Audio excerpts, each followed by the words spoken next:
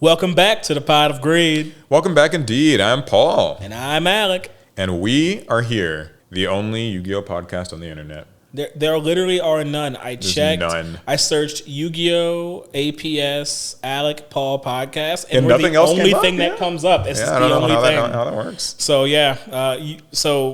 Crazy. all your Yu-Gi-Oh news, all your gaming news, right here. Don't go to IGN or any of that. We're the only news. Correct. And today we've got Yu-Gi-Oh, Pokemon, and actually a new kind of fun surprise I have in mind. I haven't told Alec what it is yet, though. So Guys, I'm scared. you guys will like it. Sort of like segment sort of thing. And if people enjoy it, we can maybe do it more. But anywho, before we get into all of that, I'd like to remind you guys, of course, to leave a 1 in the One's in chat. if you are watching the YouTube premiere. And if you're not, and you're just watching this later, then thumbs up the video. In fact, you can thumbs up the video either way. Like, I don't know. I mean, anyone can do it, but we really appreciate our premiere gang getting it done. Yeah, or if you're like listening, you can leave a positive review. And there's another group of people I want to shout out too. Oh, okay. Our channel members. Oh, yeah, can't forget about them. If you're a channel member, we certainly appreciate that. As always, there's bonus episodes. But enough shilling. We have work to get to. There's so much to talk about, Alec, because we missed last week. So I mean, we were here. We just didn't cover news. yeah, we were answering Pot of Greed questions, Which was fun. Yeah, that was fun actually. A lot of thoughts and comments shared on that last podcast. So. Oh yeah, for sure. Okay. Go back and check it out if you didn't see it. Yeah, it's a good one. So there's not actually a load of Yu-Gi-Oh news, but I did want to say that, Quarter Century Bonanza finally released last week. Yep. We were able to get our hands on it. What did you think after having kind of gotten the set in your hands and opening it? It's finally the first set that's almost as good as Rarity Collection. Mm-hmm. Rarity Collection 1, we don't talk about that. Rarity Collection 2, yeah, Redheaded Stepchild. Yeah, I mean, I had a pretty good time. I opened a box. I didn't really get a great box, but it's you were opening some. Yeah, at locals. So for anyone, if you're like me, that you didn't really go hard in the last year of Yu-Gi-Oh, where new staples were coming out and they were secret rare and expensive, and you just kind of didn't pull them, so you didn't bother buying them. This was actually a really fun set to finally start correcting some of the damage I'd done. Yeah. I mean, I pulled multiple SP Little Knights. I finally got my hands on a couple copies of Triple Tactics Thrust. That was fun. I forgot Thrust was even in there, and I don't even have any, or I didn't have any. Yeah, I grabbed bonfires and things. Bonfires were in there. The Abel Star was in there. I was pleased with some of the rarity upgrades. I got Neptibus and Atlantean Dragoons. If I can be selfish, I just want to shout out all of the Ancient Gear rarity upgrades that were in this set. Yeah, they got a lot of I don't know who did it, who made it happen, but that was for me. Yeah, they got a few cards in there. We got upgrades for Ancient Gear Howitzer, who originally was just a common. We got an important reprint and a rarity bump for Ancient Gear Fortress, which was only available in a structure deck that you just kind of can't find anymore. Yeah, a lot of cards like that. It's a funny thing in Yu-Gi-Oh! Sometimes cards can be common, but if they're only in a structure, it's still sometimes a little hard to find them after they're or they might be in one set, like Clockwork Knight. I mean, yeah. Clockwork Knight isn't a crazy card, but it's very useful in that deck. And now we're getting a Link monster also named Clockwork Knight that searches it. So it makes sense they would reprint it. We really needed that. We really needed that. Yeah, I mean, I think the Quarter Century Bonanza was overall pretty good. Solid set. Yeah, solid set. If you have been opening it, have you enjoyed it? What have your pulls been like? Do you feel like it's worth the money? I think it's been good. The only thing I haven't gotten from a set that I still really, really want is the Ultimate Rare Thunder Dragon Colossus. Because, the ultimate rares in this set, they have that textured foiling to them. Oh, yeah, okay. And we actually pulled one when we were opening up the Japanese set. What was it called? True. Actually, that was the Japanese rarity collection, I think. I think so, yeah. Yeah, we pulled a Colossus there, and I kept it because I was like, we're never going to get this rarity. And then here we are. And Colossus is now in English in the rarity I want, so I got to go get it. So, other than that, there actually hasn't been a load of TCG news per se. Some OCG cards got revealed for the next set, but I wasn't really going to go over those because we're not usually covering a lot of that stuff until it comes out. But there was something kind of cool. According to the Yu-Gi-Oh card database, like the official kind of site, here are the top 10 most popular decks in the TCG.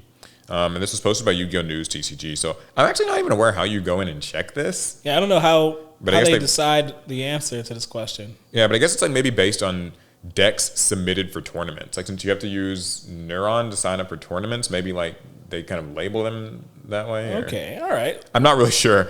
But so whose favorite deck didn't make the list? So at number 10, we got Labyrinth. That makes a lot of sense. That's such a consistent tournament contender.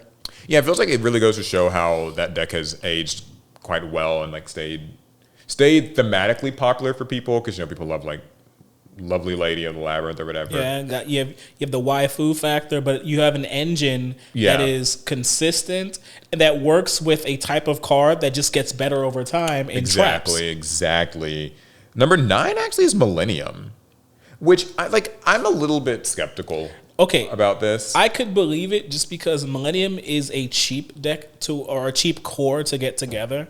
So even though it's not winning a load of events and topping like crazy, I could see a lot of people at least entering with it. Yeah. Now my guess too is that I know like some of the Millennium cards have become more popular as techs in like other engines and like as engines for other decks. So I don't know if that's maybe skewing some of the data here, but cool. Number 8 is Branded. Or as they list it, Branded plus Despia plus Spawn of Albaz, because it's all kind of branded. Branded should be there. It's just that's going to be a deck that just sticks around forever. Super duper timeless. I feel like it kind of is. It's just a new age, maybe Invoked kind of Shadal. Yeah, Invoked Shadal. That actually is a vibe here. It's like I gotta say. I mean, they outdid themselves with like I think the overall Branded story and like the design of. That deck, Sword Soul, like all of them, they just feel like a good, strong power level, kind of easy to get into, but like a lot of depth to them, a lot of ways to build the decks. Like just that whole story, like even I guess like Sprite kind of is in there as well, and like Dogmatic and all that stuff. Like good job, like on that, I'd say.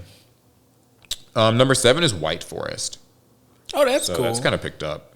Yeah, I mean it's a very interesting deck. And that has a lot of potential for the future. Yeah, I've seen it combined so far with, like, I saw Runic White Forest is fairly popular, but also some people do it just White Forest. Azamina, I think, is going to become more. Azamina, Centurion. Yeah. Number 6 is Voiceless Voice. That's a personal favorite of mine.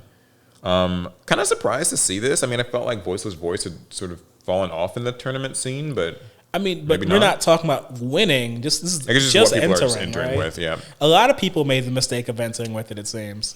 Yeah, Voiceless Voice. I really think Konami intended it to be a stronger meta thing than it ended up being. Like, I play the deck. I'll be sharing some experiences I've had with it this past weekend here in a bit.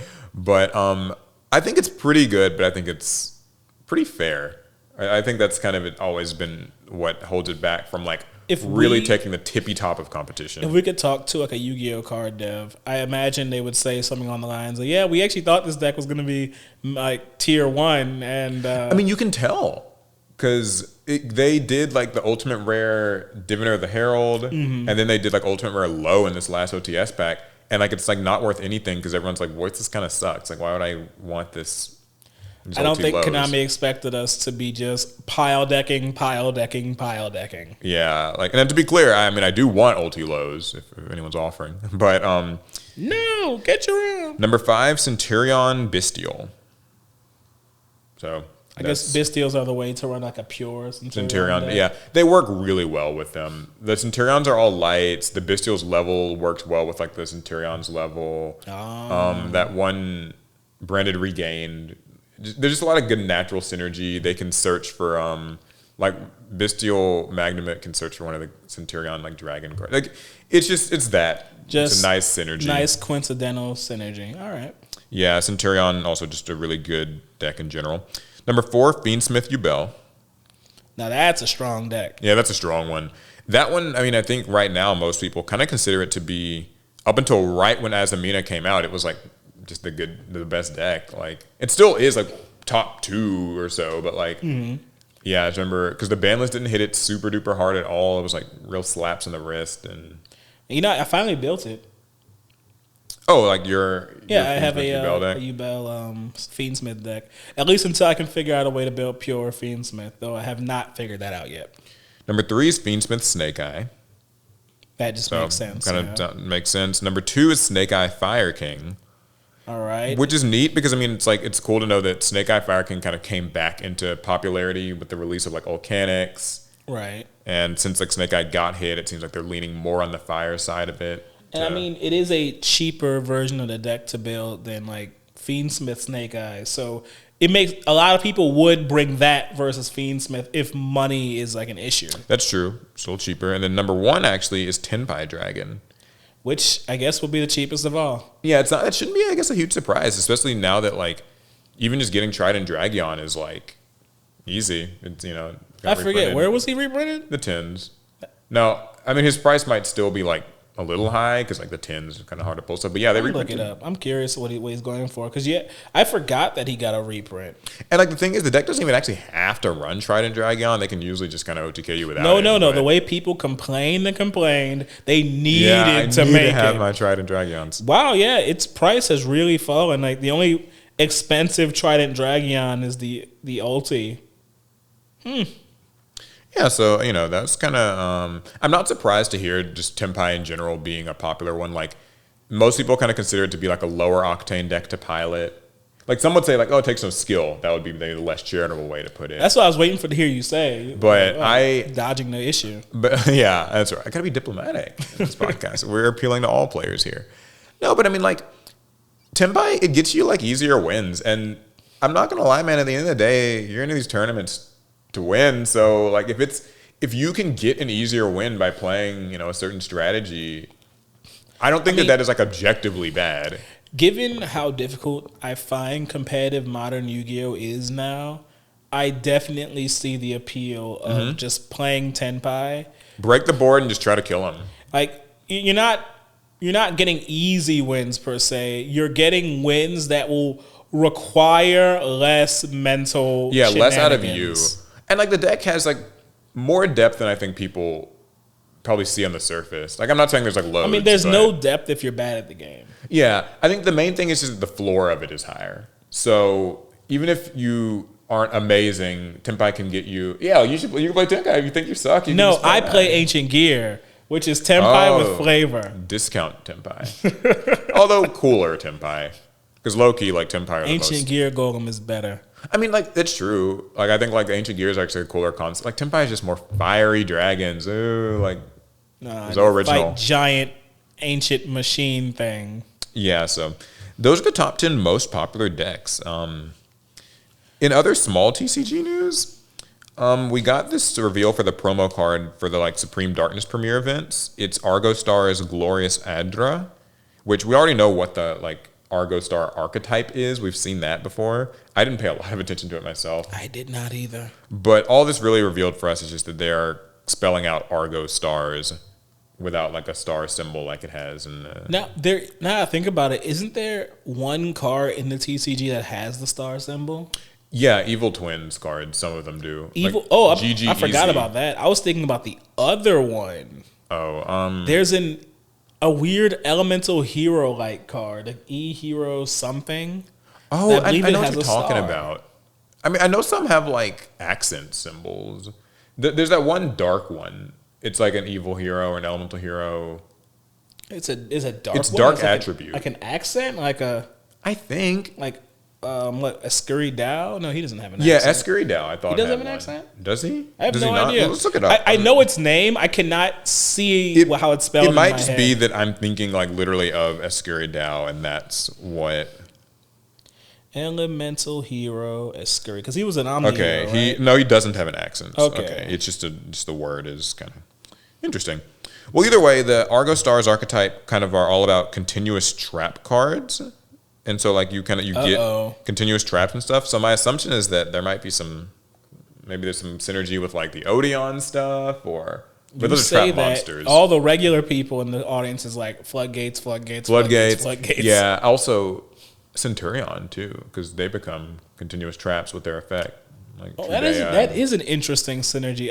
I'm so annoyed with monsters becoming continuous spells sometimes, or sometimes they're continuous traps. Sometimes there's still monsters in the spell and trap zone. Dude, they're not treated as spell and traps. Every zone now, like Yu-Gi-Oh, just every zone is being put to the full use. Like it's just monsters can be continuous spells. They can be continuous traps. They can be equip spells. There's so many ways that a monster can exist. They can be pendulums if they're in the... Just wait until monsters start attacking from the grave and banishment. You know, something that's always been kind of weird is how, like, you know, like if you place a pendulum monster...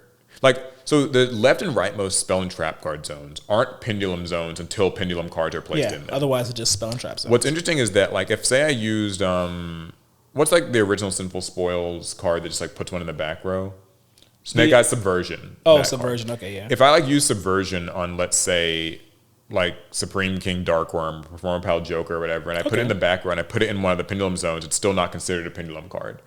It's still just a continuous spell, which like makes sense, but it's just like it's so funny to think that it can. You know what I mean? Just things can be so wild. I do believe. Well, no, maybe it can't. Can Snake Eyes Flamberg Dragon special summon a pendulum monster from the pendulum zone? Don't think so, because I think it has to be a card that is treated as a continuous spell and traps now. They're not monsters treated. Woo! Yeah, it's wild. I know that there's always like somebody who... But it all changes with Valence. Yeah, and then like Valence come up. It's like there's always somebody in the comments who's like, it's so simple, it's because this, and other. And it's like, yeah, that's great, but like for us normal people, or just when you're trying to explain it to a person who is kind of just getting in, it's just wild. To understand these rulings, you have to be more than just like a Yu-Gi-Oh fan. You have to be kind of a student of the game, where you actively seek out pendulum, snake eye, centurion rulings. Yeah, just all these interactions, because it really comes up. Now, moving over to the Master Duel side of things, I feel bad. We've like stopped covering Duel Links, but apparently they're having like the Kaiba Cup this past week, I think. I just haven't been playing as much. Yeah, but either way, in Master Duel news, so they actually released the Evil Twin alternative artworks into the game. The ones that aren't in the TCG? Yeah, which I guess they're probably going to be coming to the TCG, and so this was exciting because like these are their kind of like more, I guess, like sexy designs, right? And everyone's like, okay, they're definitely going to censor these. Well, they did censor them.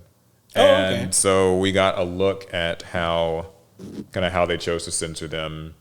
She basically has just like a fishnet, sort of a fishnet top thing on. I'm with it. So that's kind of interesting. They also took away the tattoo. Well, you could argue that that's too like sexually charged. Yeah, for, I mean, and actually, I'm not even sure. Poor virgin eyes. Yeah, because it's like a lip tattoo, and you're not even sure if it's like a tattoo or just like it's supposed to imply that like. Well, it does imply that it's like lipstick, right? Yeah, it's like lipstick. So like Leela, kissed her on the breast, and that's a lot. And all the 6-year-olds who are playing the game, 7 years old. I don't know if you're seeing all these 6-year-old Yu-Gi-Oh players just wouldn't be able to handle that. Also, here's Leela. They covered up kind of the upper thigh, gave her the same fishnet treatment. So, okay, I mean, look, Konami's gonna censor, right? Like this is more than expected, or not more than expected. It's actually less than I expected. Mm-hmm. I thought, because I do think they're kind of busty. I figured they would like airbrush, shrink, kind of like flatten that out. Yeah, flatten that out. Poor Dark Magician girl knows. Yeah, people were also upset because they released them as URs in Master Duel, and the regular versions of these cards are SRs. Yeah, but if you want, the curvier versions, then you pay up. Yeah, you get the which is so funny. That UR dust together. I think it really goes to like I saw people who were like furious about this, like they're just milking us. This is so awful. Konami's like this corporate greedy, and I'm just like, y'all must be like new to gacha games. Yeah, you're getting milked. Yes, that is. I'm not saying that it's like justified that they're doing it. Just like this is like. This is like the lowest bar possible. A gacha game, milking you for some exciting new alt art banner, or she's in a swimsuit or something. Like, you can earn them with free currency, so I don't know if you really have like too much of a leg to stand on. Yeah, people get fussy about like their UR dust. You have to pay for these cards. UR dust is hard to come by, but that's why you save it. I mean, I also feel like that's like it's what separates you from the other Evil Twin player. Like, you're willing to give more of your make-believe virtual currency that all you have to do is play to get You're more willing to spend it, and like someone else doesn't have to. Like it's fine. Like I don't. But some people are really upset. The only reason I'm upset is because I know they're going to release these censored in the TCG, and then like a Lost Art a month later. Yeah, That's funny to me. Like, because that's exactly how this is going to go. They'll throw these in the next like kind of major reprint set, and then be like, "Oh, look, the new Lost Art Evil Twin cards." They also just come on, Konami, Jesus Christ. I'll never forget when they pulled that with the ninja girl. What was that? Oh, yeah. Mitsu, the insect ninja. Because I remember I pulled a were they Starlights at the time? Starlight. Yeah, they were I put a Starlight Mitsu. And I'm like, yeah, I got one of my Mitsus is now the highest rated it can be. And then they came out with the Lost Art versions, which is barely a change. If you look at them, there's not that big of a difference. And I was like, well, I kind of want to run the Lost Art version, but it's it's only like ultra rare. It's not like max rarity, but it's like the original art. So now you're faced with this choice of like what's better. One other quick Master Duel thing. So they actually did add some cool new features in the latest Master Duel update. Like it's small stuff. There's the ability to do, what is it? You can there's a few new features. You can auto build a deck now. Okay. You have the ability to like check what deck your opponent was playing, like in replays. These all sound like Duel Links features. Yeah, quality of life Duel Links features. They added a few more cards that you can craft for playing in duel rooms and that sort of thing. You can check your deck now while you play, which you couldn't previously do.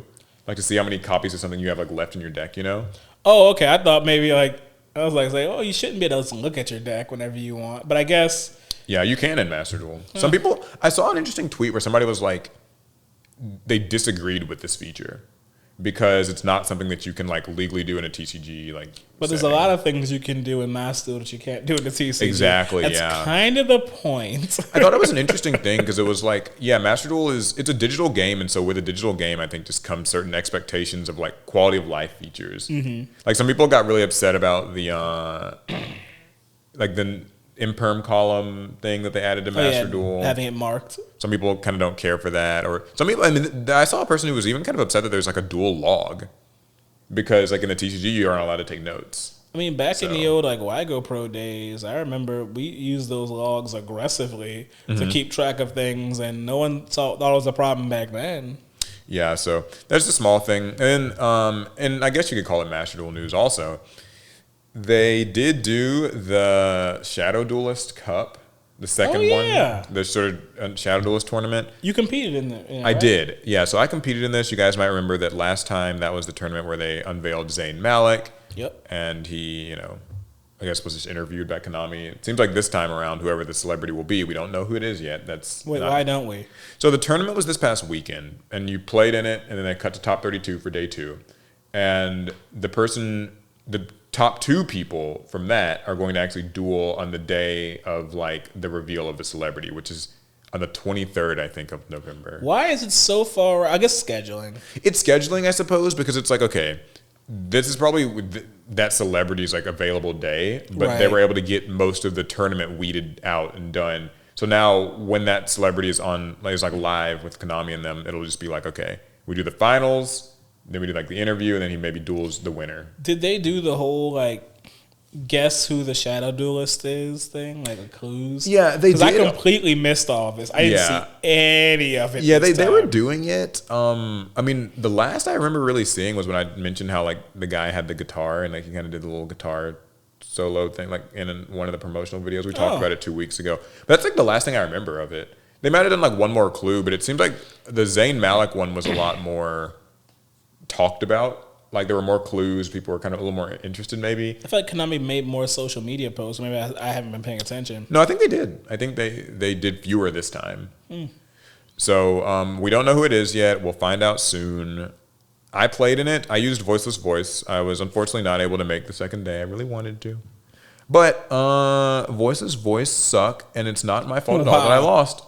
Wow. Yeah. It was all, my opponents all got lucky. And I'm a victim. Every last one of them. Yeah, you went second in all those games, didn't you? Yeah, I didn't win a single coin flip. Wow. No, I'm just kidding. It was fun. I played against a nice variety of decks. It wasn't bad.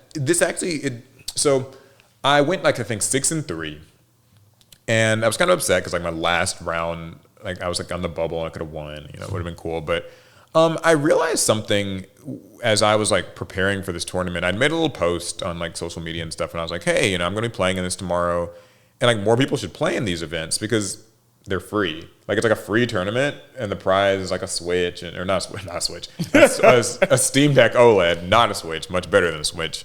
And like it's free, and like you don't have to leave. Like you just like play it from your house.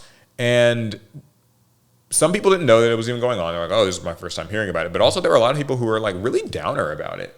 Like they were like, you know, well, like I shouldn't enter anyway because like, you know, I'm not going to win anyway, so what's the point? Or like, well, you say it's free, but like I technically like I have to pay a bunch of money for like URs and stuff to be able to like play the deck I want. All right. Yeah, and I was just kind of like, y'all are like, do you want to play Yu-Gi-Oh or not? No. Yeah, like, you know, because like these people will call themselves Yu-Gi-Oh players and then give themselves like every excuse in the book not to just play in the free tournament. I mean, not everyone likes competition. Not everyone does well in a competitive environment. So here's my argument about that. These are people who like because I get if you like truly do not like tournaments, right? Or maybe if you can't like travel to a YCS, that's like a thing. But I mean, these are people who like they build decks, they play ladder, and they're always keeping up with like, you know, like I want this card to come into the game so my deck can go up a tier and I can like win more on like on ranked and stuff. And it's like, enter the free tournament. Like, come on, like just like stop giving yourself like. I'm not trying to. Is this coming across as a rant? But I really want it to be more of like a like motive, like play. Nah, just you know? rant. Well, I do want like people to because these things are. Paul like says, "Stop complaining and play Yu-Gi-Oh." Yeah, I don't know. I just think that like for something that's like accessible and has decent pricing and you don't have to really like the barrier to entry is so low. I mean, there is no barrier. I mean, you just have to sign up. Yeah, it's like have a deck. You have to sign up on an external like website. You can't do it in Master Duel, which they should fix that. Yeah, it would be good if they just worked like within the game. That'd be cool. But anyways, yeah. So we'll get an update on that, I guess, here in another week or so, whenever we find out who the Shadow Duelist is. Is me. There's one other thing I was thinking about with that Shadow Duelist thing that I noticed is, so I kind of thought like Konami was, I'm still not sure like if Konami pays the people to do, like pays the celebrity, I would assume so, or if the celebrity is like paying Konami. And the reason why I wasn't sure about that is because on the Shadow Duelist website, they have like a sort of application for like if you're a celebrity who wants to apply, which I thought that was kind of interesting. Like, it just feels, it's like, I think that if there's I guess they're using that to help with the scouting process of like finding a celebrity.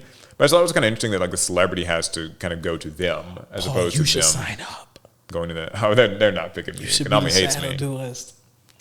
Yeah, so that's kind of interesting. That's all the Yu-Gi-Oh news though. But that's not all of our card game news. Yeah, what do you have? What's going on in the card game world?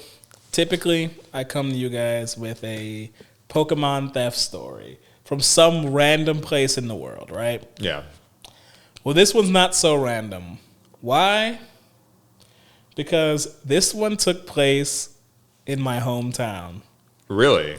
Yes. So I'm from New Orleans, Louisiana, the greater New Orleans area.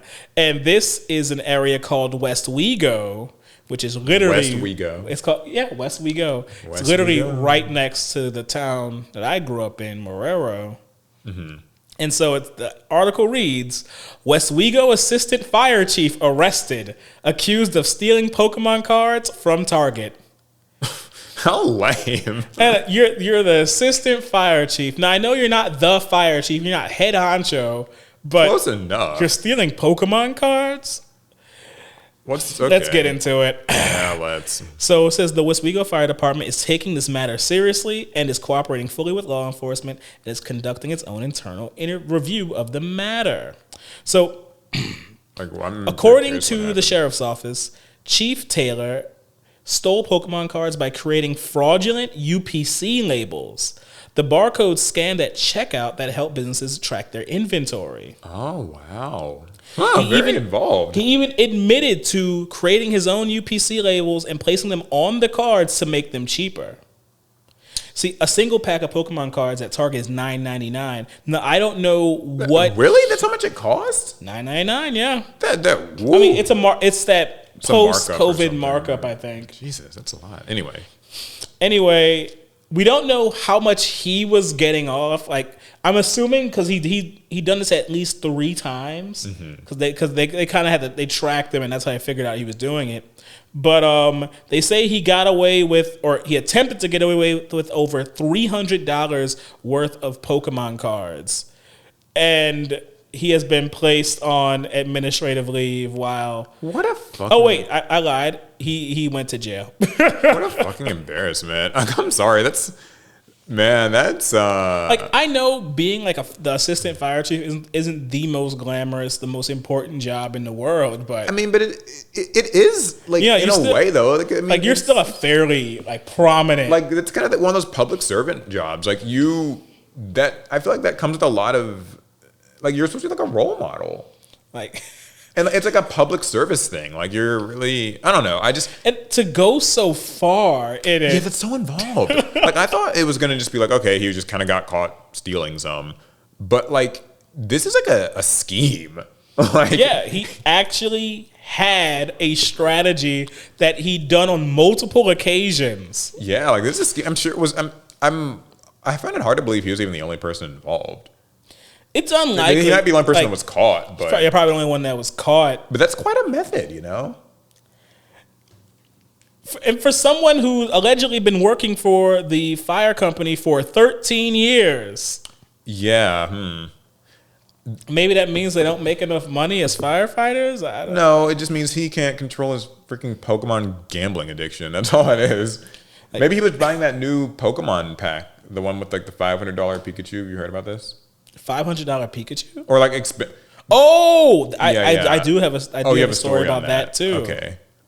Yeah, I mean, I figured. I don't know. Do you have anything else to say about the theft thing? It's just weird. In the article, I'm reading a bunch of names of places that I've been and have went to often. That Target is a Target I've been in many times in my life. That the fire station he worked at is one I passed up many, many times. It almost feels like a little. It feels slightly surreal because I'm not home right now, but here I am. I'm doing what I normally do, which is this podcast. I'm talking about Pokemon crime, and look, there's one happening in my hometown. It's closer to home than you think. So, guys, pay attention. Even where you are right now, there is someone stealing Pokemon cards. Yeah, maybe it's your father or something. I don't know. But the thing is, why not steal Pokemon cards when you have Pokemon TCG Surging Sparks cards selling for $500 just days after set release? So this is the Pikachu I think I've been hearing about. Yes. Yeah. So Surging Sparks, it's only been out for 3 days as of the posting of this article. I don't know when the date of this was. Oh, it was released on November 8th, so it's been a few days since then. Okay. And it has many new bright and shiny cards, yada, yada, yada. The card in question is the gorgeous special edition or special illustration rare version of the Pikachu EX, sitting at impressive $488.61, not sets, market value, according to TCG Player. So, I don't know if you can see it, Paul, but this is the Pikachu. This is what we're selling, or what we're spending $500 on. Looks good, yeah. Yeah, it's Pikachu EX. EX are a type of Pokemon card, and it has this this Terra Crown, and I forget what you call this Terra typing in the game. Rainbow Terastallization, something like that. Rainbow. It's been a while since I played Scarlet. It's something. But once I got to that point in the game, I kind of stopped playing. But it's a cool looking card. Is it $500? Cool.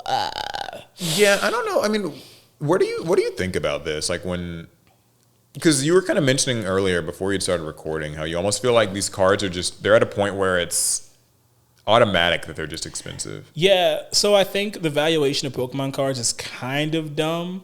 Not completely, because these are real people setting these prices and then real people purchasing these cards. But Pokemon card values have become kind of this weird self-fulfilling prophecy. Yeah.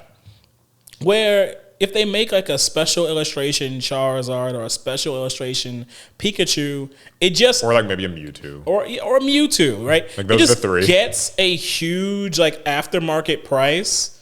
And like... It feels... automatic. Like, Yeah, like, people, you just know, like, oh, this is gonna be the card. It's super expensive, bro. Like, but why? How come when they do special illustrations of Starmie, they're not worth something? I mean, I know that these are fan favorites, but I still find it kind of strange that there's like this unspoken agreement, I guess, that all Pokemon people have inadvertently, perhaps even unwillingly agreed to, which is just that, like, if there's a special illustration, golden rainbow rare Pikachu or Charizard or whatever, it's just gonna cost a lot. Like, and it's not just a lot, it's gonna be like well into the triple digits. That's so... My assumption is that the rules, the typical rules of supply and demand don't actually apply to Pokemon cards. I think there are so many people who probably consider themselves high-end Pokemon collectors that they demand that these cards be expensive. It's like, if someone pulls this Pikachu, right? And they say, well, I want to sell it for 100. 50 people all want to buy it for 100. It's like, okay, well, I'll put it at 200. And just see. Then the 50 still want it. It's like, okay, well, how can I get this down to like only one person wanting it? And it was probably like $515. So everyone else bowed out. One guy said, I'll still buy it.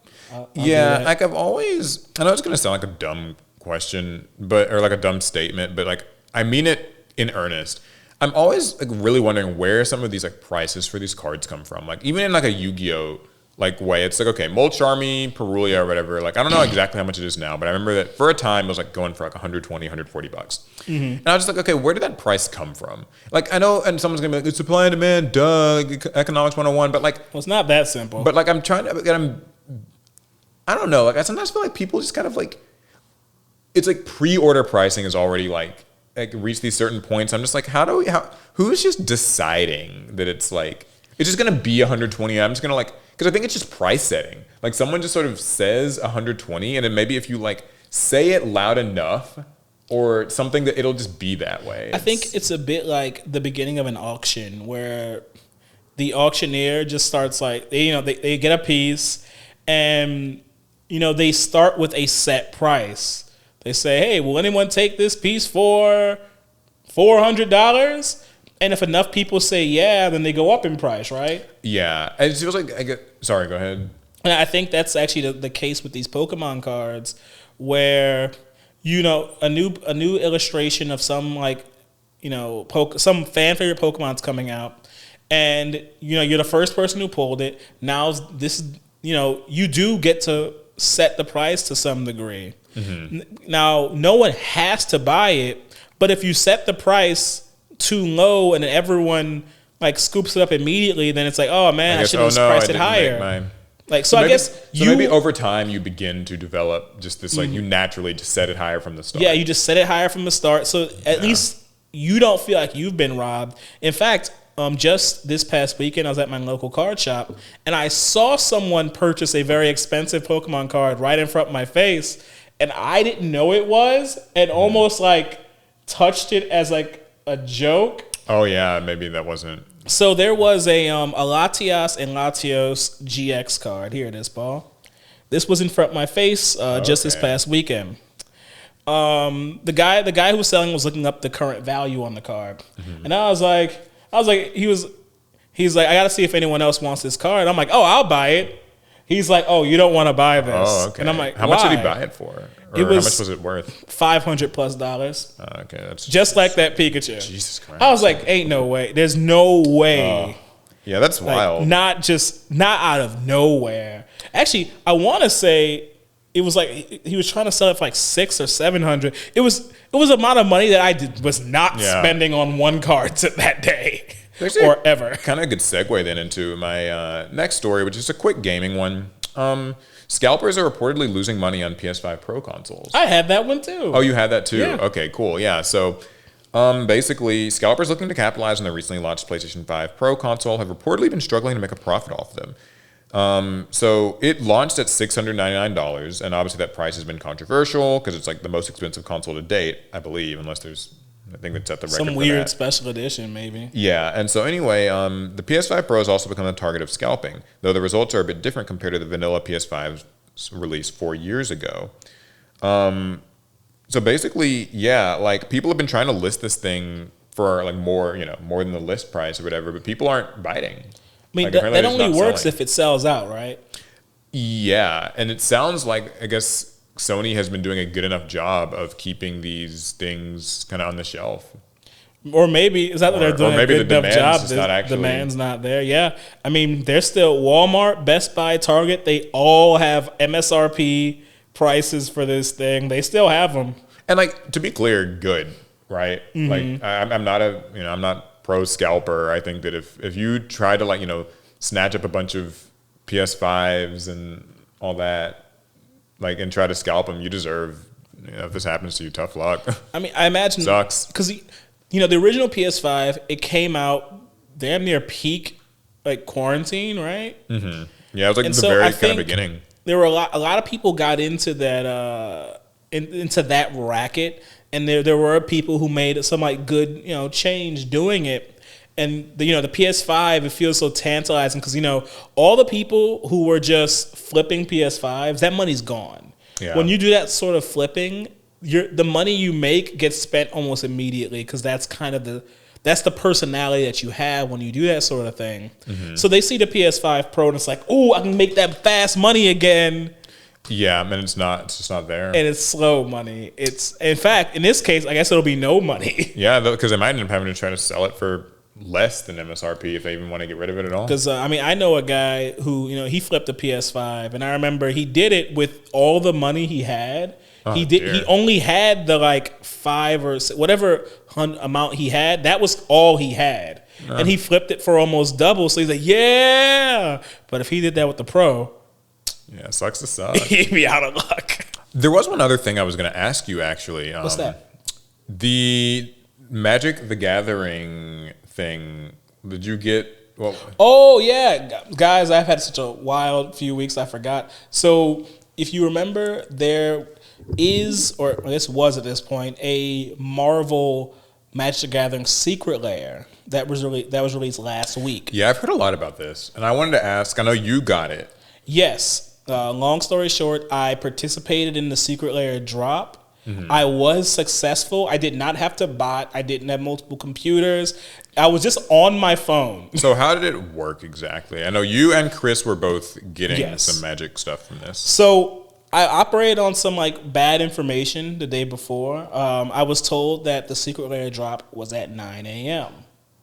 And that was going to be a little like awkward, but I was like, okay, cool. I will be prepared at 9 a.m. for this drop. Right. So I'm kind of going crazy at 8:59, refreshing my phone screen, and 9 hits, and like the website is just down. There's no changes, no nothing. And I'm like, well, what's going on? How come no one's talking about this? I find out that it was 9 a.m. Pacific time. Oh, okay. And we're Eastern time. And we're Eastern over here. So it was actually going to be at noon.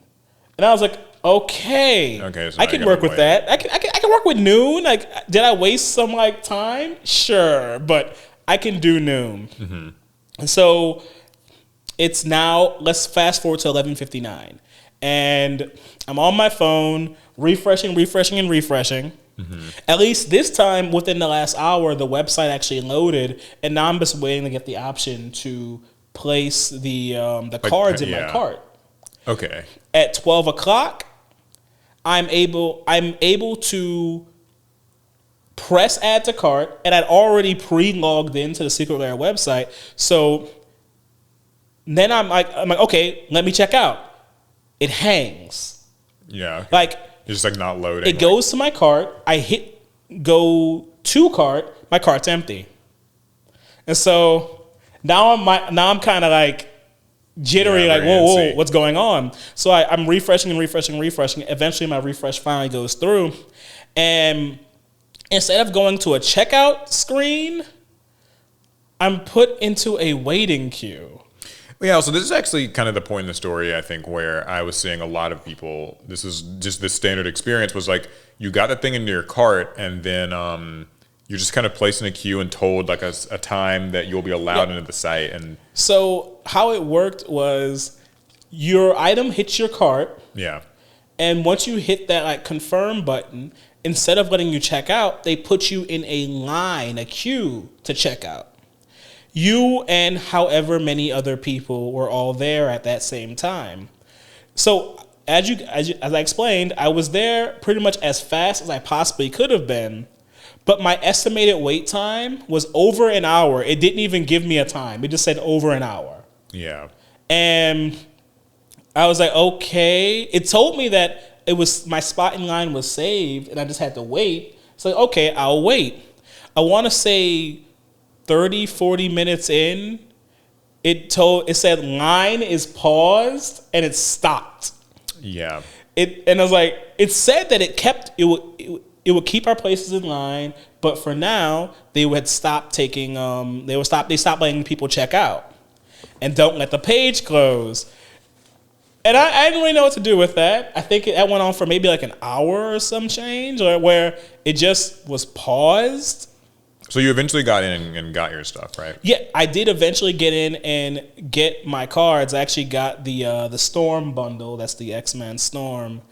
Yeah. And I heard a lot of just dissent online about this. Just this secret layer system. Apparently, I guess you used to be able to like get your pre-order in like kind of easily. Like I guess they changed. It used to be more comfortable. I think it used to be like you just as many people could order them as possible. They were like made to order, and now it's not like that. Or is it? Yeah, it was. The windows were for a limited time, but basically anyone who ordered during this couple day period, or even if it was one day, I don't remember how long those windows were. Anyone who wanted them could get them. That's how it was before, but it was made to order. So once they confirmed your order, it would take weeks and weeks and months to actually ship them out. Okay. So the rationale was, well, we want to be able to ship our secret layers out faster, so we're going to do the opposite. Now we're going to have a limited stock available because they're pre-made. Yeah. And first come, first serve. Yeah, first come, first serve. Everybody fights to get them, and then you can kind of get them quickly. But there's also kind of just like a lot of fear and paranoia that you won't get in, and like wasted time too. Oh, so much wasted time. It took kind of sit there approximately 3 hours for that whole thing to resolve for me. Yeah, it's like sitting here refreshing like phones and computers. Yeah, I heard a lot of people were not very pleased. And I realized I was lucky. There were a lot of people who just did, even though they did everything I did, they didn't get in. They didn't get anything. And the only recourse is to buy the cards for more than double what you paid for during the drop. Yeah, I just gotta, I guess, relevant to the scalping conversation. I will say, I guess the one bright side is my cards already came in. Yeah, so it's cool because I guess once you go through the ordeal, you will like get your stuff and, you're happy and it's great. Yeah. But I do feel bad for everyone who was left out. And I'm mad at Wizards to some extent, because I know a lot of bots were at play during, pretty much every secret layer drop, but especially this one. And at this point, I expect for companies to be able to filter out the bots. If you're going to do these types of systems, you need to do your due diligence and make sure that it's real people. I think the old system sounds like it probably worked a little bit better, but I don't know. There's just, it sucks. But at least you got your stuff, so. Yeah, I got mine, so I'm happy. Here's my other little quick story. This one was kind of crazy. Since we've been talking about, companies and money and theft, Marvel Rivals developer may be involved in $130 million money laundering scheme. Maybe you saw this? No. Okay, yeah. So actually, it turns out that they were involved in it. This is the old headline. But when we say developer, we're talking about Nexon, aren't we? NetEase. Or NetEase. NetEase, yeah. So after news broke last week about NetEase employees being arrested on suspicion of money laundering and bribery, details have started to crop up in one of the most baffling crime stories in recent gaming history. So the story starts to come together through various reports from different Chinese news outlets, and the tally so far seems to be at least 9 arrests and around $139 million laundered. So yeah, NetEase made a name for itself in recent years with titles like Once Human and the upcoming Destiny Rising and of course Marvel Rivals. But according to Yakai Global and Liphone, these are I guess the two major news outlets covering this, the marketing departments are at the center of the case. General Marketing Manager Zhang Lang has been implicated in the money laundering scheme, and several subordinates are under investigation for purchasing traffic to boost NetEase products on social media platforms. Not surprised. Yeah, so kind of interesting. The article is also named former distribution and marketing director Jin Yu-chin as part of the case, which allegedly involves up to 27 companies that remain unnamed thus far. The exact figures for the money laundered by NetEase employees remains disputed, but sources range from 800 million to 2 billion yuan. That's basically $111 million to $278 million. But the widely accepted estimate is around $139 million. So, yeah, what do we think about this? I mean, maybe y'all surprised, but I'm not. Why aren't you surprised? I mean, NetEase has been around in like the mobile gaming space for years, especially, and it's not just that company, but a lot of those kind of lower effort mobile game companies. They had extremely aggressive monetization practices. Their marketing was aggressive and. Yeah, you could tell they were willing to do whatever it took to get people to play these games and click on ads and all. I think a lot about the whole like buying of reviews. Like, with a lot of these mobile games, like you go on the Play Store and it's like, how does this game have like 10 million downloads and like 5 million reviews and they're all like 5 stars? I'm always just like, okay, come on, like be honest. I want to say I've played 3 NetEase games. Okay. I believe so. There's a game I played twice, and I don't know why there were 2 of them, but it was called like Onmyoji, and I played this many years ago, and then it came back as a second Onmyoji game. I think those were NetEase. I think NetEase is EVE Online and Naraka Blade Point. I think that's them too. Okay. Interesting. So I've dealt with them before. So I'm not at all surprised they're dirty. I wonder how this. I mean, so according to this, the arrests appear to have mostly been contained in the marketing and distribution divisions. So they have not substantially affected the development pace of the games under the NetEase umbrella. It's like, yay, hooray! You get to play your Marvel rivals. But it does make me wonder, Marvel licensed out, like the Marvel kind of franchise to them for the development of this game and other stuff like that. So I wonder how they feel about this. I mean, Marvel actually should just do better. They kind of dole out those licenses for like mobile games almost willy-nilly. Like candy, yeah. I mean, I guess they go back because NetEase has a few Marvel titles under their belt, I believe, and there's another company that they work with a lot for mobile games. I think maybe we should not be outsourcing our properties to just these companies. Any company. It makes you certainly wonder then, because also Destiny, like the official, the game Destiny is getting like this mobile game, I guess, by them, Destiny Rising. Oh, NetEase is doing a Destiny NetEase is doing game? Destiny Rising. So it's kind of and that's by Bungie. So I guess Bungie licensed Destiny out, it's a Destiny mobile game, and it's I don't know, maybe they.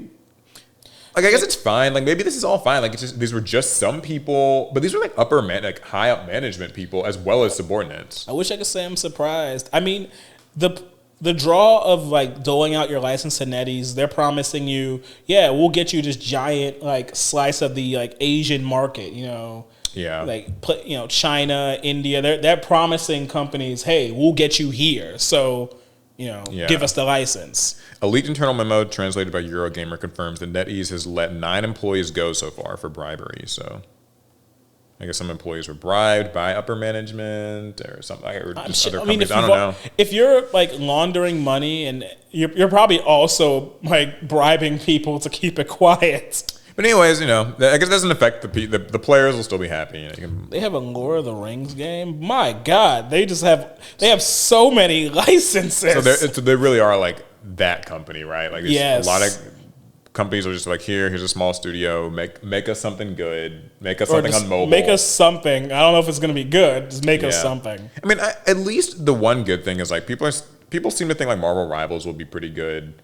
Although it makes you wonder because Look, I've always been skeptical because while I want to enjoy Marvel Rivals to fill that void that Overwatch left, I've always been skeptical that NetEase is the company behind it. It makes you I don't believe in their quality. I don't believe in their integrity. Yeah, that's the main thing I always wonder is like, I don't doubt that the game will be fun to play. I sometimes wonder with like these like mobile game companies, how much are they going to milk you? Oh, and a lot. You know what I mean? Like, it's like how much money are they going to want? The answer is a lot. Because I mean, you told me like some of these mobile games, like they come and go. Like sometimes like they show up, if they can't milk a few million in the first, X amount of time, like the game goes. Obviously, like Marvel's a big deal, so I don't think that would happen. But like, I'm sure that there are other seedier companies that have like gotten licenses to games, and so either way, I thought this was kind of an interesting one. This was like a huge blow. Like I feel like I just didn't expect to hear this. Like $140 million money laundering thing. It's kind of weird. So hey, to them it's probably light work. They said, why are you coming after me for like chump change? Yeah, I suppose that's true. Anyway, any other stories? Let's see. I actually don't have anything. That's okay. Well, that's a great time then for us to try my new little segment I've got in mind for you. I've got something fun. Oh, I'm scared, yo. He has not told me. I do not know what's about to happen. This will be fun, actually. I thought, like, sometimes we're always covering news, but I wanted to, like, do a little bit of research and present something and just see what you think about it. We can just talk about these things. So this is 5 obscure officially licensed trading card games from history. And I just want...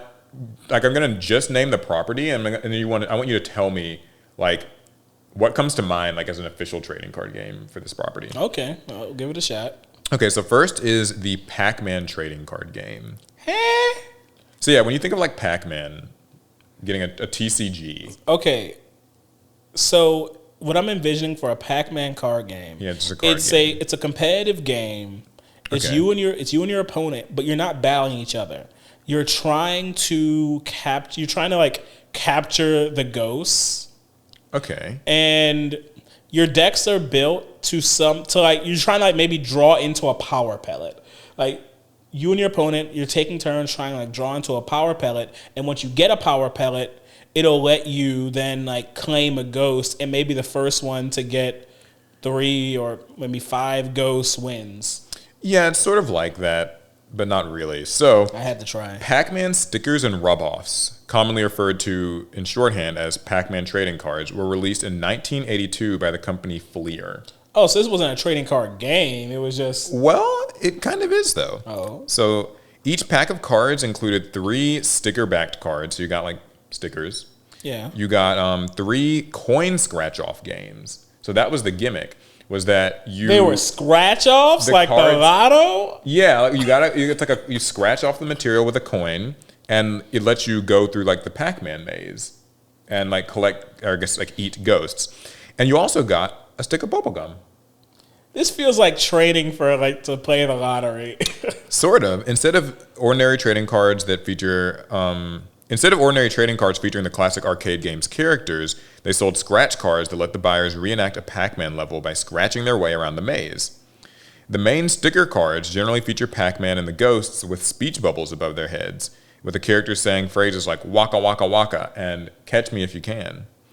Also, when they made the Miss Pac-Man expansion, her cards feature some... A Miss Pac-Man expansion? Yeah, there were like expansions to this. There was like a main set and a couple of others. Apparently, there were even some like released in other countries that have like slightly different printing processes and stuff, so they have like different values. Like some are sort of seen as more rare.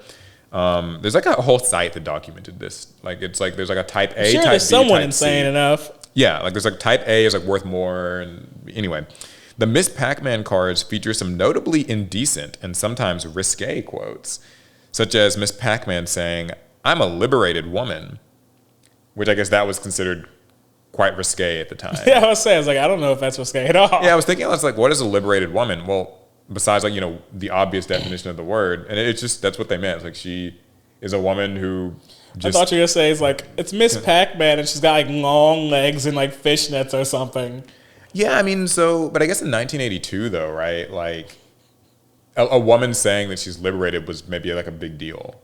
I guess. Because you weren't supposed to say that like I can have sex with whoever I want, or I can like marry whoever I want, that. or no, that's like what a liberated woman would be. So she's not saying that she did those things, but the fact that she's saying it at all and like bringing it up might give the kids like some bad I ideas. don't like these Miss Pac-Man cards. I remember when there were Pac-Man cards, when a man could be a man. Yeah, so here's a picture of the packs. I found somebody actually selling these on eBay. And you bought them? I so did you can not. play them? I thought they'd be fun to buy on the podcast, but I just prepared this this morning.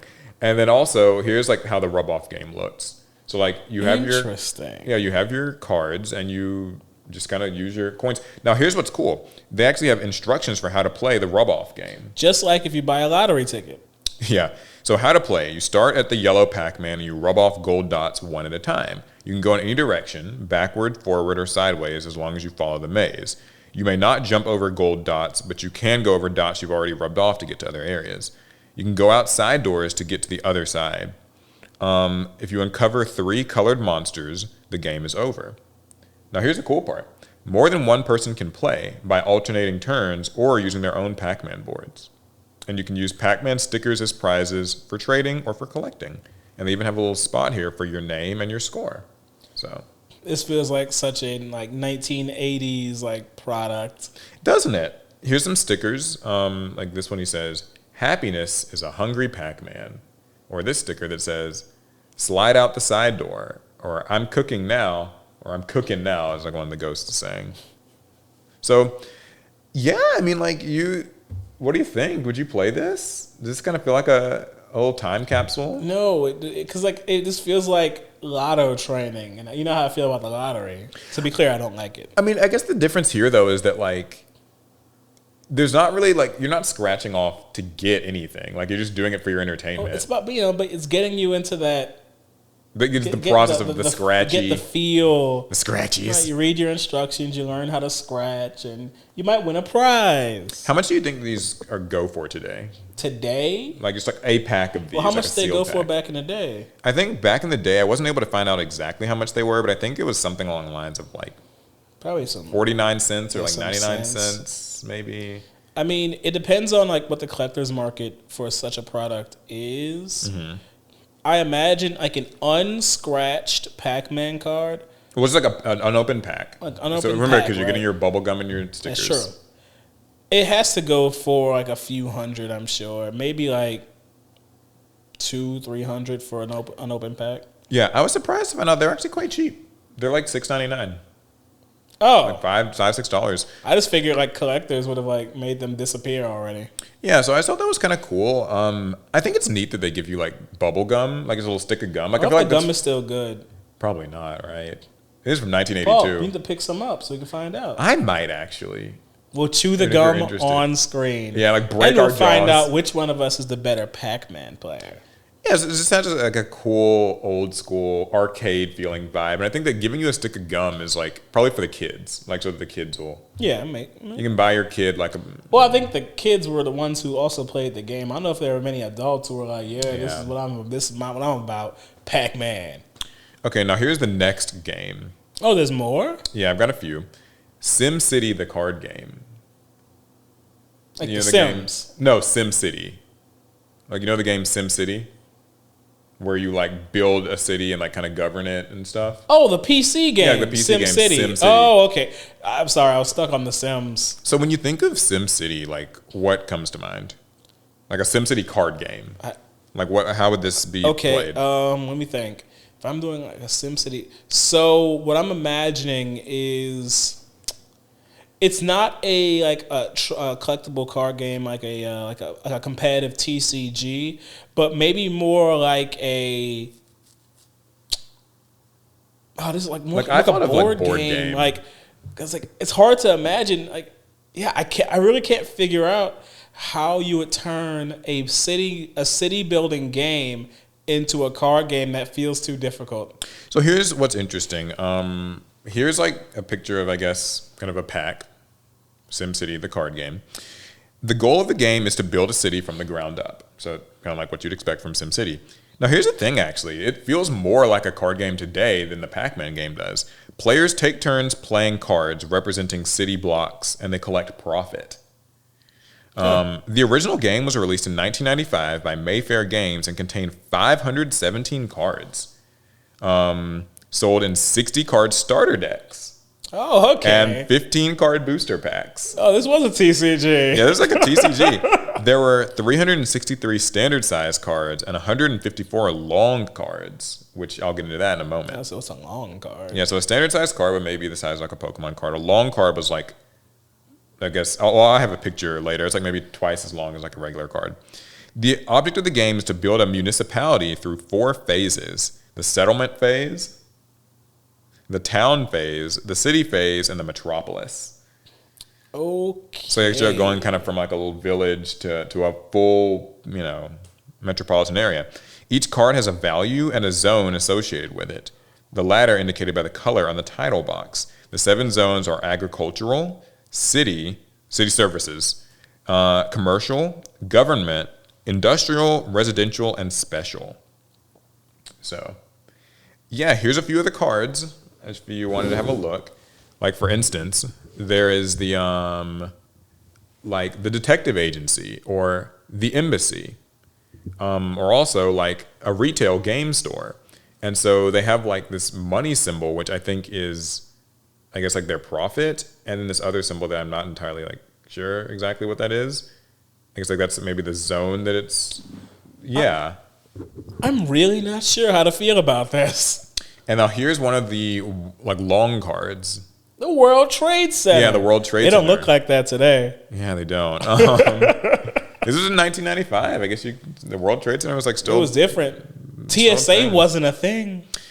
So yeah, now here's what's interesting actually is that at the time its critical reception was noted as one of the, quote, lowest conflict collectible card games at the time, since the aim of each player is to just add to their own city, and the only attack cards were natural disasters. Oh my God, you used natural disaster. Yeah, so I guess if you use a natural disaster, it could like blow down someone's city. Or, I activate Hurricane Katrina. Yeah, exactly. You can destroy the place. Your streets. Your levees are now broken. Mm-hmm. Knock their town or their city down. I counter with FEMA.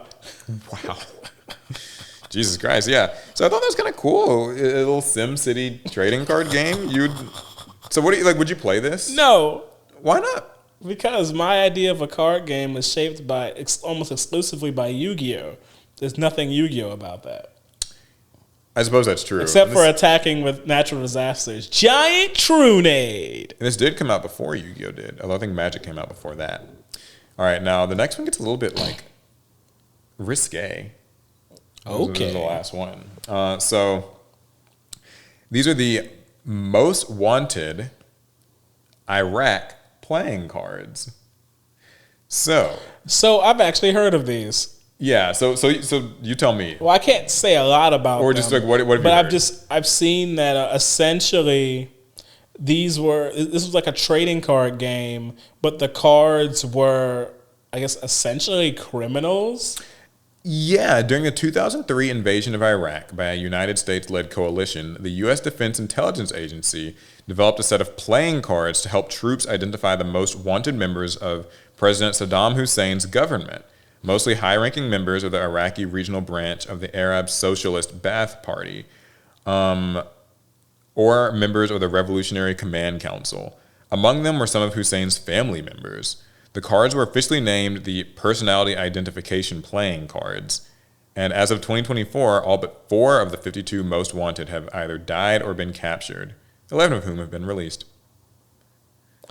Yeah, that's a dark game. That's dark, isn't it? That's a dark game. That's creepy. That is. It's hard to even imagine, like, your country's at war, and so like the country that's against you, they created playing cards with your face and like your loved ones' faces because they want to capture and or kill you. You know, that's not a very fun game, I don't think. And did the soldiers play with them? Was there like attack points? So they were actually like made to just be a deck of playing cards. So it's like, ace of spades and all that stuff. A 52 card deck. Yeah, so it says like each card contains the wanted person's address, golly. Oh my and God, that's so dark. Getting doxxed by the game, Lord. Well, I mean, this isn't doxing because I mean the goal here is like assassination and imprisonment.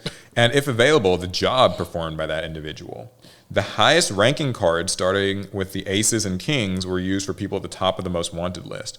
The ace of spades is Saddam Hussein. The ace of clubs and hearts are his sons. And the ace of diamonds are his presidential secretary. So That's some dark shit. So wait, so was the list exactly 52, or was it like a little bit larger and they had to cut some names out? Like, it was 52. That's what they say. It was 52. I feel like the list was either was longer or shorter, and they just made it fit 52. I would feel bad for anyone who got added to the list because the list was actually 49, and they're like, "Oh, we're so close. Yeah, let's just add somebody. Find extremely distant. Let's add family Saddam's members. cat." Yeah, his cat's a card. I thought that was kind of creepy because it's like, I mean, I guess that these weren't like distributed in stores or anything. Like, it's not like they're like selling, the War on Terror cards at your Well, I local do Walmart. imagine they probably showed up at Pawn Stars at one point and like probably got bought by some like war memorabilia collector. Yeah, so I've also got two more. That was going to be my last one, but there are two more that I wanted to bring up. So we don't end on such a I didn't want to end on like such a dark note. note. The first one is the XFL cards. Have you ever heard of the XFL? I wish I hadn't. Oh, okay. So when you think of these, what comes up? Football. Yeah, in 2001, WWE owner Vince McMahon tried to expand his brand of sports entertainment to football. This was the genesis of the Extreme Football League, which was his response to just the National Football League. Thinking the XFL would one day eclipse the NFL, the company made tons of merchandise, including Topps trading cards. So here's the thing, these actually aren't special at all. They're like different than regular football cards, except that they have like slightly edgier kind of graphic designs. I would say they're special in that the XFL is long gone at this point, and I imagine there are XFL collectors out there. Apparently, the XFL tried and failed to return in 2018. Yep. But when it did, it released a new set of Topps cards as well. Oh, huh. Well, they were really dedicated. Yeah, because they filed for bankruptcy like as soon as this thing came out. Yeah, But- the XFL was short-lived. I think The Rock was trying to get involved with it. Interesting. I don't know whatever happened with that. Huh.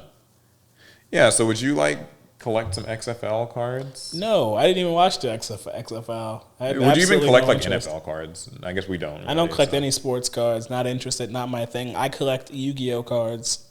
All right, well, here's the final game. I want you to take a guess at what it is. Man, I mean, you've done cards from all over the place now, but I'm assuming it will be different from all the others. Really? What a bold guess. Because the thing is, before this game really started, I was thinking you were gonna reference older, more like anime games and stuff. Yeah, I wanted to. Oh, the Naruto card game. But you really dug for some really deep history. All right. Well, this game is called Bible Battles. Bible battles let players recreate biblical conflicts. That's dark because a lot of biblical conflicts have some really dark implications. Given its religious importance and significance around the world, the Bible being a massive pop culture force might be odd to some. But the Bible inspired everything from movies to edutainment, and trading cards are no exception. In the Bible Battles trading card game, players role-played biblical commanders and waged holy war. The set features more than 500 named cards for 6 ancient nations, including Babylon and Rome. Meanwhile, people like King David can be used during play. So, I want to say there was an old cartoon. Was it Moral Oral where they had biblical trading cards? It was some old cartoon that did that. Apparently, it actually plays kind of similar to Magic the Gathering. Yeah, I'm not surprised. I was trying to find. I'm going to try to find a picture. It actually has an anti-partner mechanic. So if you have Abel set as your commander, if you play Cain, he dies. Wow. I don't know if that was. I saw there was a King David card that when it enters the arena, it does some certain thing. So I was like, okay, interesting. This is a little bit crazy. Here, if you play, here's the 2 starter decks. Mm-hmm. There's the 60 card Israelite starter deck. Okay. And the 60 card Roman starter deck. So, woo, that is something else. Yeah, and here's what it says in the back of the box. Ever wonder what it would be like to have King David defend Jerusalem from a horde of Babylonian chariots? How about having Emperor Augustus lead massive Roman armies in an assault against the Assyrian forces of Assur, yeah. Well, Bible Battles TCG brings the Old Testament to life with 500 unique cards from 6 of the ancient nations. This original and exciting game offers great family fun and provides a unique educational tool to help children and adults alike learn about the amazing people and relive the stories from thousands of years ago. Here's a card back as well. Revival battles. If you were. I mean, I guess it's a decent enough tool to learn some like actual history. Mm-hmm. I imagine Bible battles is not around today. It's what this reminds me of. Do you remember a few years ago we were like they announced like the Jesus video game or something? Oh, I remember that. Yeah, I don't remember what that was called. Where I was like, you play as Jesus, And you can kind of just do anything. and you kind of just do whatever, but like also you're gonna get like, I guess crucified, and then. It's inescapable. But then like you move the rock a few days later, and like you come back to life. You gotta rise up. Yeah. What happens after? No one really knows. Did that ever come out? I mean, I'm sure. I don't really. Sure That's not like you would know, like, but yeah. So those are my games. Did you enjoy a little bit of history today? I learned some things, that's for sure. I didn't love it all. I'll tell you that. I didn't love it all, but I thought this would be kind of just fun. I think the biggest surprise still for me is SimCity actually being an actual trading card game with like one that you compete with someone over. I did not see that coming. You could have given me 1,000 guesses. But I love the natural disasters thing. I think that's hilarious. I would never have seen that coming. Someone plays like an earthquake card or. For the listeners out there, I want to know which of these 5 games. I mean, I guess XFL is like not even really a game to collect. Like, which one would you collect and play? You want to play which one? Bible battles or a set of War on Terror cards? I don't. I would not want. I think that I'll just stick with. Cards. I was gonna say I think I'll just like stick with SimCity. If I'm being completely honest. Now here's the game that we're gonna play. We're gonna give each other one IP. It can be anything, and you have to imagine how that would become a card game. Like, how would you make a card game out of it? Okay. If they can make something out of SimCity, then I figure then nothing's off the table. Nothing's off the table. So, yeah, you just take a moment to think of just like some IP that maybe would be like kind of difficult to translate into a card game. Because I mean, these days we have like Star Wars has gotten its TCG and stuff, and that came out whenever this year. So, like, what do you give me? You can give me one, or I can. Okay, I got one. Ooh, Mr. Rogers' Neighborhood. Oh man, okay, that's interesting. I feel like this would definitely be a game that's aimed at kids. I mean, because it's like a kids show. I don't remember that much about. Like, I watched a lot of Mr. Rogers, but I feel like. All right, I'm gonna switch it over to Sesame Street. Everyone knows Sesame Street. Everyone does. I'd be surprised if Sesame Street did not already have some form of a card game. But yeah, 100%. Like, if you can make the characters Elmo and Yeah, Ernie, I mean that's the easy part. But what do you do in the game? So I think that it would probably be like. Because Sesame Street was like based in like a neighborhood, sort of. Yeah, it was on the street of Sesame Street. So I'm guessing. See, this feels like I think board game, but like it can't really be a board game per se. Maybe you are like you have like something like locales that you play as cards, and then like there's kind of just like your characters maybe like Big Bird's house or Nest Big Bird's and Bert and Ernie's apartment. Yeah, and like the one guy who lives in the trash can. What was his name? Oscar. Yeah, Oscar. Like, so like locations are kind of like field spells maybe in Yu-Gi-Oh. And I guess like since it's supposed to be like a game for kids to learn, you attack your opponent with like life lessons or like trivia. Like they have to kind of like answer something, and if they like answer it right, then they deal damage to you. I play the count. What's 4 + 3? If you get it wrong, I get a gold star.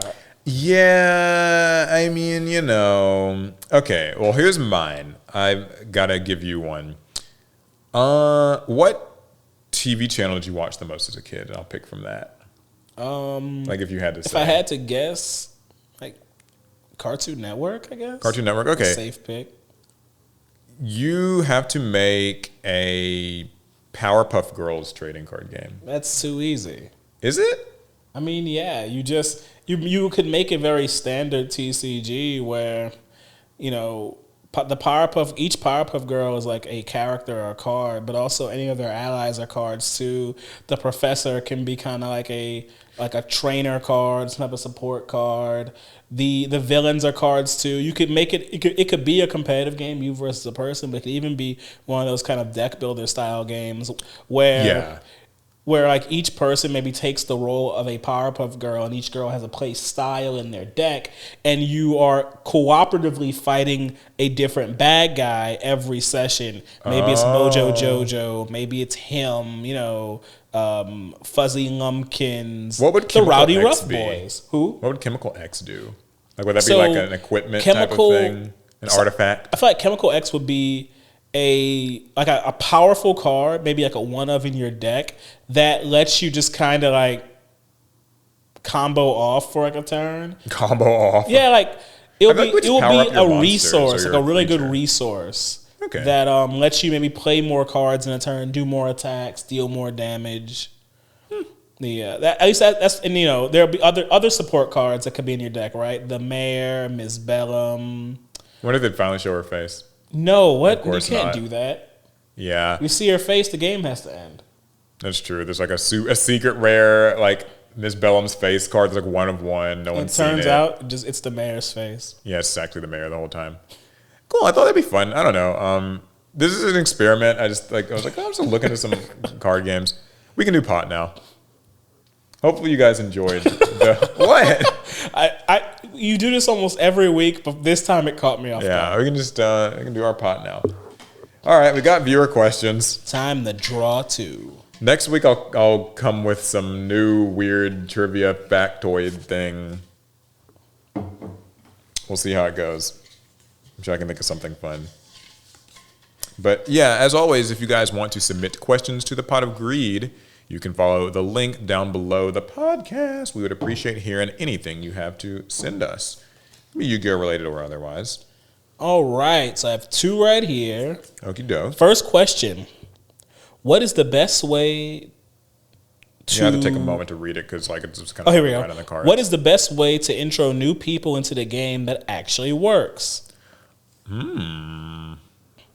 So the best way is tough because like I don't know how we define like new person. Yeah. Are We're talking they- Yu-Gi-Oh, of course. Like, by have the they way. never played Yu-Gi-Oh before? Are they a returning player? Like, have they played a card game before? I think the answer to those questions will change your approach a bit. Yeah, so I have a bit of a, this is like a hot take or anything, but just sort of an approach, is that like I actually prefer to just let people watch it first. Don't actually try to like start from anywhere explaining to them. Just like sort of sit them down and be like, hey, okay, I'm going to play against someone else. Or maybe I'll like play some Master Duel or whatever and just be like, and you can just sort of like watch. Because I feel like that kind of helps them to see how it looks in action and if it's something that they would even really want to play, first of all. Mm-hmm. And then, Now, as far as like the teaching part, I mean, I feel like that kind of gives them something of a baseline to work from, maybe. I mean, I think I would go for, because I feel like a lot of people, when there was a newer person entering the scene and they actually get into Yu-Gi-Oh, typically it's because they saw a monster or a card that they thought was really cool, and like, I want to use whatever this is. I don't know how to play this game, but I want to know. Mm-hmm. And so I think the first thing I do is identify what do they like. Yeah. Because you're in a bit of a spot if someone sees a copy of like Diabellstar and they're like, "Ooh, I like this. How do I play this?" It's like, "Oh man, you like that? Okay." It's like if someone, so you kind of broach their interest with like the theming or the pictures. yeah. Yeah. So it's like, for instance, if somebody wanted to play Diabellstar, I probably would not start with the basics of Yu-Gi-Oh. I would probably try to teach them how to play Yu-Gi-Oh through a Snake Eye Diabellstar deck versus starting them off with like a starter deck where you're giving them a chance to lose their interest. Like, how does this get me to the thing I'm actually interested in? I want to know, how do I use that? Yeah, it's true because like whatever starter decks exist, like the 2-player starter deck came out, it's not great. Things like that, I mean, I feel like they're so far removed from how the actual Yu-Gi-Oh they'd be playing anyway, mm-hmm. that I don't find them very helpful. So you're right. I mean, it might just be better to give them an archetype that they like thematically, like just, I like the picture on this, and then just kind of explain Yu-Gi-Oh through that lens, like the lens of that particular archetype. I think maybe after you get them hooked with this learning how to play Yu-Gi-Oh through an archetype, you can go back and teach them the basics once they're already in. Yeah. But when someone's not in, I find it hard to just teach them caveman Yu-Gi-Oh on up. Yeah, I mean, I think that if you are trying to start from the very bottom of which is for the best, to be clear. Then I would say just grab a Speed Duel box. I mean, I think like Speed Duel, even, say what you will or may about its appeal to like an established player. I know some people don't really care for it, just don't find it interesting. But I mean, I do think it does a good job of teaching. The turns are pretty simple, and because the hand size and the field is kind of more condensed, I feel like it's less daunting. Right. Like, your turn's going to be a pretty basic move. Your opponent's turn is going to be a pretty basic move. Someone will win within the first few turns, and then you can just sort of continue from there. I mean, like, maybe the skill cards part might be seen as a little bit, because like it's not really reflected in the final game. But skill cards are usually straightforward enough that it's not so bad. I mean, if they're fans of the anime, I think Speed Duel boxes are really useful. If they're a new player and they only watch the anime, another good option is the retro pack. If you can actually draft out retro pack like we do in Retro Rivals and teach them how to play Yu-Gi-Oh with cards that are familiar to them, that I think if they're playing with their giant soldiers of stones and their dark magicians and they're learning how to tribute something, learning about damage calculation. Familiar. Because at the end of the day, you just don't want it to be a dry experience where you're just showing them the base mechanics of Yu-Gi-Oh with cards they don't care about. That's my only issue with like the 2-player starter deck. It will teach someone how to play the basics of Yu-Gi-Oh, but it's with a bunch of monsters that like arguably no one cares about. All right, well, my question is, can you explain Master Rule, like what the Master Rules are? Like, what is Master Rule 4? I started playing Yu-Gi-Oh before or after, I guess after that was a thing. So this is not like, this is sort of an explanation. I guess I can just quickly say, Master Rules in Yu-Gi-Oh are basically these times in the game throughout like its 25 plus years where the kind of some fundamental rule of how the TCG is played gets introduced or changed. So usually it's just introducing a new like summoning type, Synchro or Xyz. So like Master Rule 4 specifically introduced Link monsters and the extra monster zone and all the rules that came along with that. But Master Rule 3 was like the introduction of pendulums, and Master Rule 2 was, like synchros or whatever. And the first Master Rule like revision, I think, was maybe something before that. But yeah, so that's really like all they are. And like right now we're in what's called Master Rule 4 revision. Yep. So basically they took the rules introduced in Master Rule 4 and kind of undid them somewhat. The whole thing where like you can only special summon synchros or Xyz or whatever to zones that a Link monster points to. And now you can summon them anywhere you want. And if you want an example that's based on the American legal system, imagine the Yu-Gi-Oh rule set is like the Constitution of the United States. There's a lot of things in there, and most of it you don't know. The Master Rules are kind of like adding new parts to the preamble. The Bill of Rights, the most important part of the Constitution. It's like amendments. Like imagine like just changing, the right to free speech and the right to bear arms. Like, yeah. Every so often you get to change one of those. Just spice it up a little bit, I mean, I guess to complete the analogy, there are a lot of people who view the Second Amendment as the most important one, and some would say that like Master Rule 2 was the best Yu-Gi-Oh because that was like Synchro era, and some people think that was like. See. Others think that's when it was ruined. So who knows, right?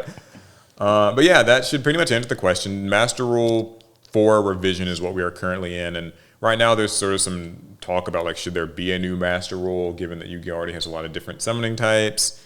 And like the rules kind of feel like enough as it is, but some people want a new Master Rule. So cool. All right. My second question. It says, speaking of rules, what rules would you add or change or remove? Or remove. Okay, so what rules would you add, change, or remove? I'm assuming this is about Yu-Gi-Oh. Okay. Yeah, Yu-Gi-Oh rules. Okay. It's I guess hard we're gonna to pick like one of each, maybe, or something like that. Yeah, that's gonna be interesting. Okay. Add, change, remove. I never think about Yu-Gi-Oh in terms of its rule set, so this is a bit interesting. I guess this person's probably like referring kind of more to mechanics in the game or something. Like that's what I kind of assume. Like For me, for instance, the mechanic I would want to remove would probably just be like missing timing. I find it's kind of one of those mechanics that I don't like it because it's hard to explain to new people because the way that it's like the cards are like written, it's like if versus then, and like it just feels like it goes against the common sense English readings of like effects. Right. Like, when this card is destroyed, you can do this thing. And it's like, oh, my monster was destroyed. Why can't I do it? And it's like, because it says when, not if. And it's like, I find that that's like kind of just a little sloppy. I think that if they could just patch that out of Yu-Gi-Oh. Remove or miss timing. You know what I would change? I would change I forgot what I was going to change. I did forget what I was going to change. There was like something to do with like a summoning type or chains or monster. Oh, I got it. So I would change that detaching Xyz materials are not sent from field to grave. Oh, so you think they should be considered like sent from field to grave? I would send them from field to grave because it never made a lot of sense to me when I was learning about Xyz monsters, and even today. I mean, these are cards on my board still. You're telling me they're not on my field, even though I'm looking at them on my field. I would want them to say, I would want that rule change to just say, oh, when they're detached, they are still leaving the field and going to the grave. Yeah, no, actually adding a rule to Yu-Gi-Oh, I'm not really sure. I mean, I guess the popular answer among maybe some more casual crowds might be like a summon limit or something. Although I genuinely don't think a summon limit's the answer to Yu-Gi-Oh's woes. I think the one I want to add is very small, and like I don't think it really helps anything. What do you want to add? I want to add a rule that says that depending on which scale you use, you can only use the scale on that side of a pendulum monster. Oh, interesting. Oh, so you wanted pendulums to have more depth, is what I'm. Well, because like I never made. Why were there two? Like. Yeah, they should have had one pendulum scale on them if the slot didn't matter. I guess it was just for the aesthetic. It's a waste of space. I do think that pendulums were very underutilized in that way. Like I thought it was gonna be like, okay, like your right side had to be this way and your left side had to, you know what I mean? Like, yeah, why else have two numbers? And so it would like matter because like if the red side's 4 and the right side's 6, then it matters now which zone you place it in. Perhaps they found that too complex. But we've never had a pendulum monster that has different numbers on the sides. And given the way that they work, it would be confusing now. But I would like to add a rule where that matters. The side corresponds to, or the scale of your monster is dependent upon which side of the pendulum scale it's on. Yeah. Make it more complicated just so it makes sense. All right, I'm gonna like add a slightly petty one myself, just because like this tends to be like exploited a lot. I think that if a card, and like I don't know, I'm just kind of thinking off the top of my head. If a card is negated, like its effects are negated, then you shouldn't be able to even attempt to like activate its effects. So where that came up for me like recently was like I use an imperm on an Isolde. Yep. And like the Isolde still just was like, okay, I'm still just gonna like send these 4 equip spells from deck to grave. Because you can activate and pay the cost. Just because I can activate and pay the cost. And like I get it, that's not, like I know mechanically why you still like whenever I say stuff like this, there's always someone in the comments who's like, no, like it still works because I fucking know how it works, dumbass. Like I'm just saying, like I think it's kind of annoying because it tends to just get abused. Like, and the reason why is because costs in Yu-Gi-Oh today are like really built to be beneficial. Costs are effects. Yeah, they're part of the effect. Like so many cards these days, like that's Konami designed their cost to be something that puts them in a beneficial place or sends something. That sends to grave. That's we have a card with an effect to send to grave. Foolish Burial. Yeah, it's like, oh no, my Mathmech Circular made me send a Mathmech monster from my deck to the grave to activate it. Oh my gosh, Magician Souls made me send like a spellcaster and set up this combo. What a high cost to pay. And it's just like, yeah. Cards might as well say, to activate this card, draw a card. Yeah, so like so my example like came from Isolde specifically where it's, like she's negated. Like you shouldn't be able to, that's petty maybe. Okay, my final question is, I play Yu-Gi-Oh with my brother and we play pure decks with no extra engines or hand traps. We find that this is better for letting both people get a turn. Your thoughts? I mean, I think it's a fun way to play. I've played like that before. I'll say this. Well, sorry, no, you had. Oh, I'm just saying that it works when like you have a very small group of people. Yeah. And it's very controlled because Yu-Gi-Oh is difficult because everyone's goals aren't the same. Mm-hmm. Yes, we all want to win, but how we go about it is different. In order to dedicate yourself to playing pure decks with no extra engines and hand traps, that means your goal is not just to win, but you want to have like a specific experience. Yeah, I was gonna add that it does take having a group that kind of agrees on how these decks are meant to be built. Easier said than done. Yeah, it's easier said than done. It sounds like this person has their brother, so it's probably a little easier. But also, I think it is important to mention you do still have to like be like the typical aging power creep thing with Yu-Gi-Oh still takes effect. So like a deck built pure even from 2024, 2023 will just be naturally a lot stronger than like one from like 2018 or something. So you still kind of have to. I built my Altergeist deck, and I built my Tenpai deck. Yeah, like it still might not really be great. And then the final thing that I've just found in our own experience is it's sometimes fun to add a few hand traps or like staples. And like you have to just wrestle with what your definition of like a draw the line staple wherever is. you want. Like, it's like for our duels, we kind of we'll use like Imperm in our decks. We'll use Ash like Blossom, Ash, Imperm. We'll use Imperm. But we won't use like Shifter, Droll, Nibiru. Like we have played Triple Tactics Talent. Yeah, which I find like isn't so bad when the decks are lower power level. Are we gonna add Thrust now that we have Thrust? Yeah, that's true. And now that I can have like a bunch of Thrusts, just throw them in my decks. I mean, I don't even think that like Triple Tactics Thrust is super overpowered when it's used in like weaker decks. And if you're staying true to that like pure thing, then it can actually be you're only ever searching like in engine. Yeah, an engine thing. So maybe it's not so bad. Anyway, cool. Those are the questions. Which brings this episode of the Pod of Greed to a close. Unless you're a channel member, you get a little bonus episode right after. But that's right. For the rest of you guys, thank you so much for joining us this week. It's been a load of fun. Let me know what you thought about my little TCG trivia game thing. It was darker than I expected. Yeah. I'm interested in what people are going to play. Going to play the Bible battles? Maybe. Cool. Anyways, thanks so much, you guys. We appreciate your support as always. If you want to become a channel member and support the podcast, feel free to with the join button below. If you want to leave questions for the Pot of Greed, feel free to do so at the link below. And we will see you guys in the next one. Pass turn.